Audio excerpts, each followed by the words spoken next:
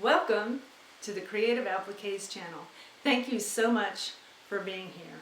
If you're a subscriber, thank you for coming back and checking in to get some inspiration and confidence. If you are new to my channel, if you would kindly please consider subscribing.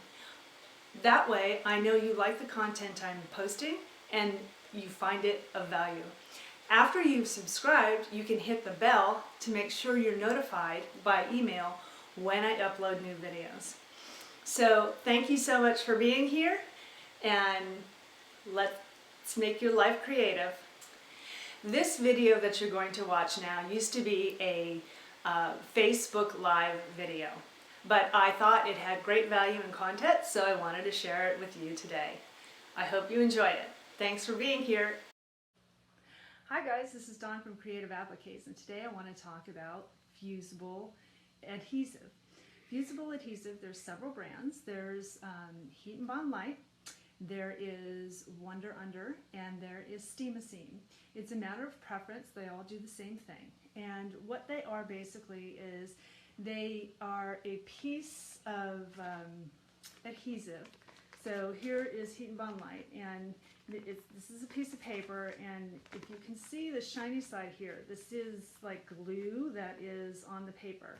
And what you will do with this is you will apply this to the wrong side of the applique fabric that you're going to use with your appliques.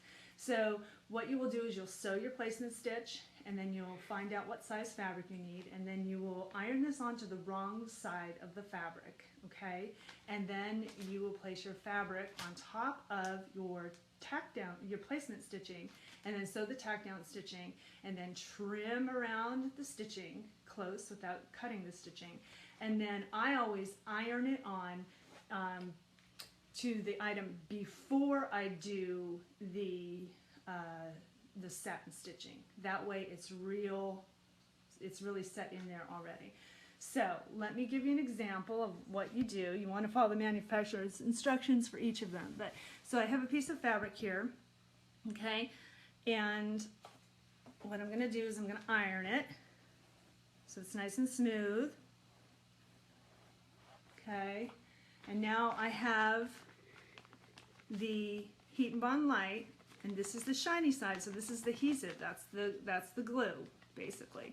And I'm going to put it on here, and now I'm going to iron it down really fast. Okay, and now it's done. Now I'm going to wait for it to cool before I peel off the paper. So we're going to talk about, I'm going to show you an example of not using Heat and Bond Lite and using Heat and Bond Lite. So I am sorry that this is backwards, but this is the way Facebook Live does it. Okay, so this side says no Heat and Bond Lite, and this says Heat and Bond Lite. Okay, so right here you can see this side here has no Heat and Bond Lite. You can see the fabric is really wrinkly. All right, and if this wasn't a high quality fabric, it could end up fraying and pulling away from the stitching. And so this item, this piece here has not been washed, but this is a piece of knit that I did my test on. So this is a piece of knit with some cutaway stabilizer that I have here. And what happens is when you wash this, the knit from the jersey is going to shrink at a different rate and different directions than the cotton quilting fabric will. And so when you put the Heat and Bond Lite on there, it glues it down to the fabric, to the item you're embroidering on. And then that way you're going to reduce the wrinkling and the gapping and the shrinking incorrectly. Okay, so now that this has been cooled, you simply pull the paper off, and now if you see the shiny side, now that's the adhesive. So what we would do is imagine that this is just tack down stitching here. Okay, imagine that's tack down stitching, and we place this on top of here. Then we would, placement stitching. Then we would sew the tack down stitching and then cut it. And then I would iron it on. I would iron the fabric onto the item I'm embroidering on before I do the satin stitching.